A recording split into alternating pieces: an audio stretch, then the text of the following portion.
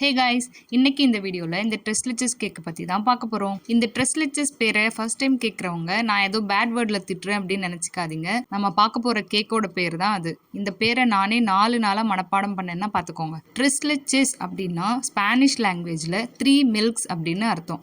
அதாவது இந்த கேக் செய்யறதுக்கு நமக்கு 3 விதமான மில்கை வச்சு தான் இந்த கேக்கை ப்ரிப்பேர் பண்ணுவோம். அதனால தான் இதுக்கு மில்க் கேக் அப்படின்னு இன்னொரு பேரும் இருக்குது. இதோடைய ஒரிஜினல் நேம் வாயில் நுழையாத நம்மள மாதிரி யாரோ ஒரு ஆள் தான் இந்த மில்க் கேக் அப்படின்னு பேர் வச்சிருப்பாங்கன்னு நினைக்கிறேன். நம்ம வீட்டில் காய்ச்சி ஆற வச்ச பால் 1 கப் எடுக்கிறோம் அப்படின்னா அது கூட condense milk 1/2 cup, whipping cream 1/2 cup சேர்த்து மிக்ஸ் பண்ணி ரெடி பண்ணி வச்சிருக்க ஸ்பாஞ்சில் இந்த மில்கை ஊற்றி அந்த ஸ்பாஞ்ச் எல்லா மில்கையும் நல்லா அப்சர்வ் பண்ணிட்ட பிறகு அதுக்கு மேலே விப்பிங் க்ரீமும் நட்ஸும் ஆட் பண்ணாலே இந்த கேக் ரெடி ஆகிடும். இந்த கேக்கை உடனே சாப்பிட்றத விட 6 ஹவர்ஸ் இந்த மில்கில் இந்த கேக் ஊற வச்சு சாப்பிட்டோம் அப்படின்னா டேஸ்ட் சூப்பராக இருக்கும். பார்க்கறதுக்கும் செய்யறதுக்கும் சிம்பிளாக இருந்தாலும் இதோடைய டேஸ்ட் அல்டிமேட்டாக இருந்துச்சு.